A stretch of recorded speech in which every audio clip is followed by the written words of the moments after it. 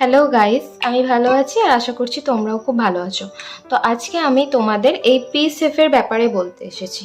এই পিসেফটা হচ্ছে একটা টয়লেট স্যানিটাইজার স্প্রে, আর এটা প্রত্যেকটা মেয়েরই ইউজ করা দরকার।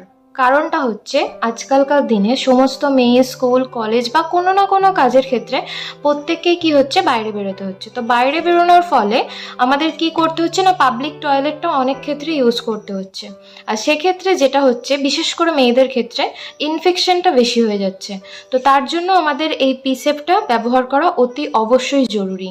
আর এটা কিভাবে ইউজ করবে, এটা যখন তোমরা ইউজ করবে, এটাকে প্রথমে এইভাবে একটু ঝাঁকিয়ে নেবে, তারপরে এটাকে হালকা করে স্প্রে করে দেবে। 25 সেন্টিমিটার ওপর থেকে স্প্রে করলেই হবে।